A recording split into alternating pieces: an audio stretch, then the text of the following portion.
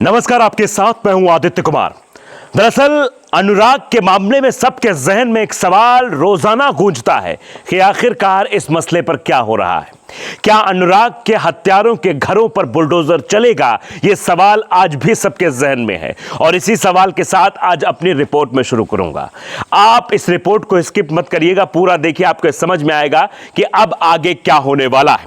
आपके समझ में आएगा कि अब 16 दिसंबर को जो तारीख मिली उस तारीख पर क्या होने वाला है। आपको समझ में आएगा कि लेखपाल ने बयान क्या दिया था और आपको समझ में आएगा कि आखिरकार तहसीलदार की नोटिस और लेखपाल के बयान में कितना बड़ा गैप है, कितना बड़ा अंतर है और लेखपाल का बयान ही इस मामले को और पेचीदा बनाता जा रहा है। दरअसल लेखपाल का बयान 11 दिसंबर को होना था। लगभग शाम हो गई, काफी देर बाद लेखपाल का बयान दर्ज हुआ और उस बयान के आधार पर अब लालता के वकील ने कह दिया है कि अब इस पर जिरह होनी चाहिए, इस पर बहस होनी चाहिए, क्योंकि ये जो जमीन, ये जो बिल्डिंग आप मेरे पीछे देख रहे हैं, ये बता रही है, चीख चीख कर चिल्ला रही कि मेरा कोई कुछ नहीं बिगाड़ पाएगा। और क्या इसका कुछ बिगड़ेगा? क्या बुलडोजर चलेगा? क्या लालता के अरमान पानी पानी हो जाएंगे? क्योंकि जिस अरमान के साथ अपना साम्राज्य उसने खड़ा किया था, यहां से पीछे तक आप जहां नजर दौड़ाएंगे वहां तक उसका मकान दिखाई देगा और आगे भी आप देखेंगे तो आगे भी वो कब्जा करने की भरसक प्रयास में था कि उसको कब्जा कर ले और अपना एक यहां साम्राज्य इस कबरिद्दीनपुर में स्थापित करे। वो एक राजा की भांति यहां पर सब कुछ कर रहा था। तो चलिए परत दर परत चीजें आपको बताते हैं। हमने जो पहला सवाल खड़ा किया कि बुलडोजर कब चलेगा, ये तो अभी भविष्य के गर्भ में है, क्योंकि अभी तारीखें चल रही हैं, 5 तारीखें हो चुकी हैं, 6ठी तारीख लगी हुई है 16 दिसंबर को। अब लेकिन दूसरे सवाल पर आते हैं कि तहसीलदार की जो नोटिस इस घर में चस्पा है और जो लेखपाल का जो बयान है उसमें अंतर क्या है।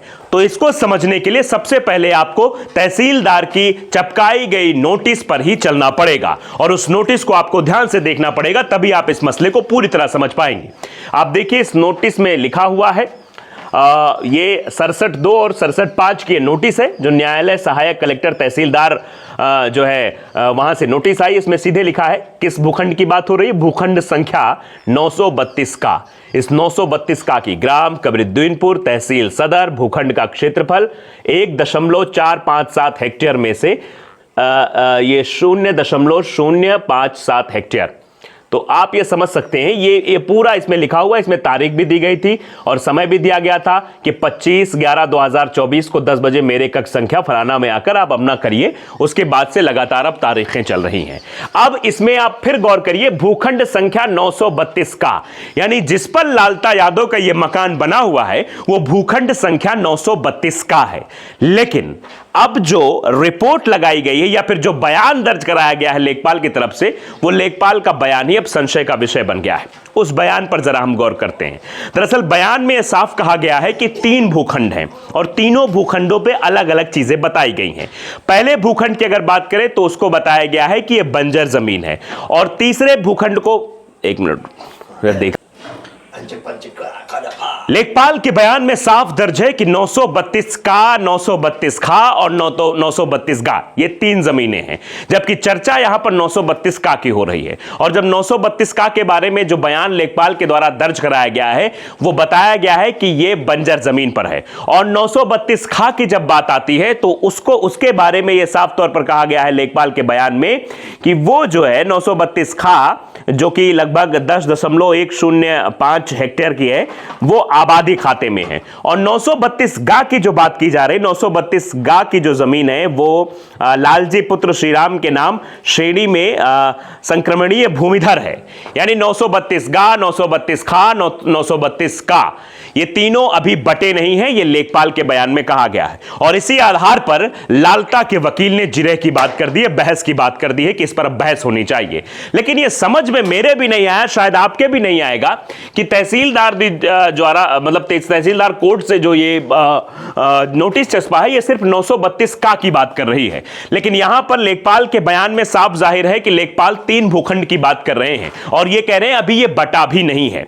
जबकि पिताजी से जब इस बारे में बात हुई तो ऑफ कैमरा वो ये बोल रहे हैं कि नहीं, बट गया था। ये जो जमीन जो 932 का के बारे में जो ब्यौरा लेखपाल की तरफ से दिया गया है वो बंजर भूमि का दिया गया है।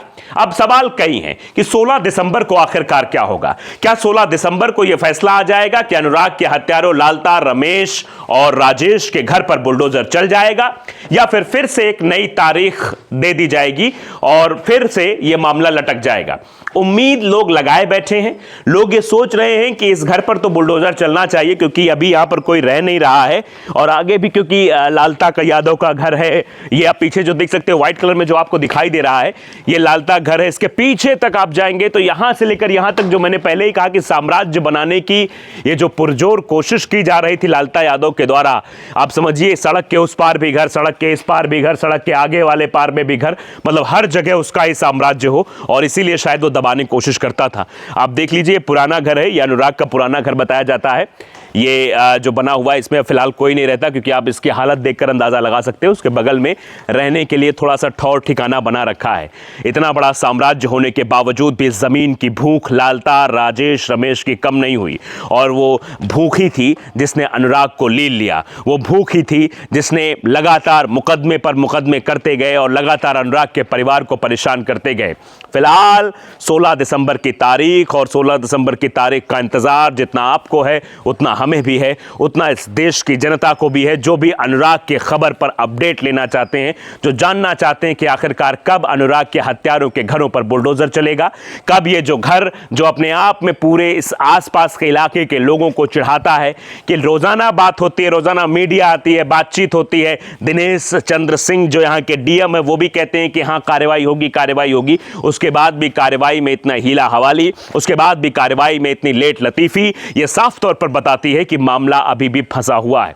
कहां फंसा हुआ है? लेखपाल के बयान, क्योंकि जो पुराने लेखपाल थे उनको तो सस्पेंड कर दिया गया था, उन पर जो है कार्रवाई कर दी गई थी, लेकिन फिलहाल जो नए लेखपाल है, नए लेखपाल का जो बयान दर्ज हुआ, उसी बयान के आधार पर हम ये खबर बना रहे हैं। उसके बयान के आधार पर हम आपको बता रहे हैं कि 3 भूखंडों का मामला बताया जा रहा है, 932 का, खा, गा, और उसी को लेकर कहा गया कि बटा नहीं है। अब ये तय करना होगा, ये तहसीलदार तय करेंगे। फिर ये नोटिस को भी देखना चाहिए, नोटिस पे भी ध्यान देना चाहिए, क्योंकि 932 का की अगर इस घर पर नोटिस चस्पा है तो इसका सीधा मतलब यही है कि ये जो बिल्डिंग बनी हुई है वो 932 का की जमीन पर ही बनी हुई है, जिसके बारे में लेखपाल भी इस बात को बखूबी बता रहे हैं कि ये भूमि ये बंजर की जमीन है, बंजर की जमीन पर ये मकान बना हुआ है। क्योंकि 3 जो संख्या बताई जा रही, 3 जमीनों की जो संख्या है उनका अलग अलग ब्यौरा लेखपाल की तरफ से दिया गया है। फिलहाल हम अब पॉइंट पर आते हैं।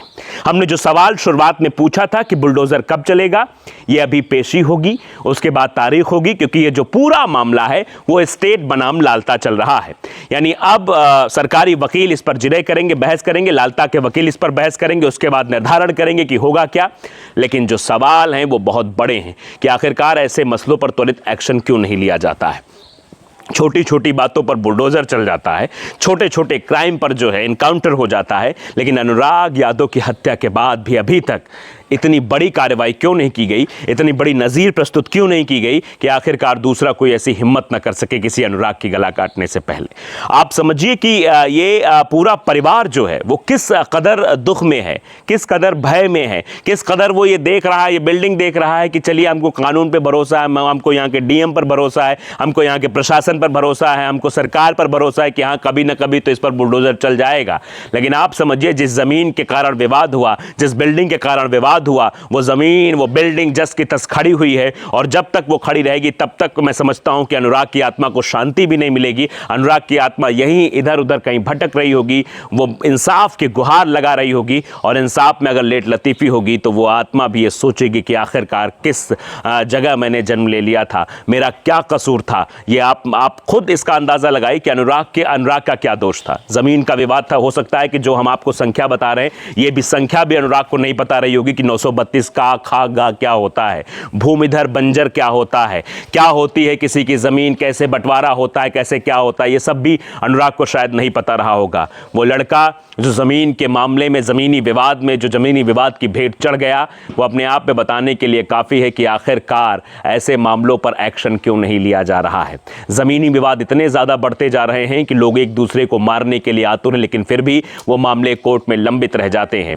फास्ट ट्रैक कोर्ट भले ही बनाए गए गए, समाधान दिवस बनाए गए हैं, तहसील दिवस बनाया गया है, फलाना दिवस बनाए गए हैं, लेकिन उसके बाद भी उस दिवस पर पड़े एप्लीकेशन धूल फांकते रहते हैं, लेकिन उन पर कोई कार्रवाई नहीं हो पाती। अगर उन्हीं एप्लीकेशंस पर कार्रवाई की गई होती तो शायद आज अनुराग जिंदा होता। अगर यहाँ के जो गौरा बादशाहपुर के जो SHO हैं उन्होंने ध्यान दिया होता तो शायद आज वो जिंदा होता। अगर यहाँ के लेखपाल और राजस्व अधिकारियों ने इस मसले पर ध्यान दिया होता तो अनुराग जिंदा होता। लेकिन इस मसले पर ध्यान न देके लेट लतीफ़ी करके जो एक बार फिर से दिखाई दे रही है, उसी प्रक्रिया में चलती हुई दिखाई दे रही है जिस प्रक्रिया में चल रही है। और जैसा कि मैं बार बार कहता हूं कि कचहरी का काटा कचहरी को भागे, कचहरी में सोए कचहरी में जागे, कचहरी जाने वाला व्यक्ति हमेशा कचहरी में ही फंस कर रह जाता है, उसका कोई काम नहीं हो पाता। तो शायद अनुराग के मसले में भी यही दिखाई दे रहा है। लेकिन इंतजार सभी को है और शायद परिवार को जिस तरीके से प्रशासन पर भरोसा है और शायद जिस तरीके से इसमें कार्रवाई आगे बढ़ रही है, उम्मीद सभी को है कि बुलडोजर चल जाएगा। सब इस आस में बैठे हुए कि जल्द से जल्द इस घर पर बुलडोजर चले ताकि अनुराग की आत्मा को शांति मिले, ताकि अनुराग के परिवार को भी ये ढांढस बन सके कि हाँ, प्रशासन उसके साथ है और कार्रवाई कर रहा है।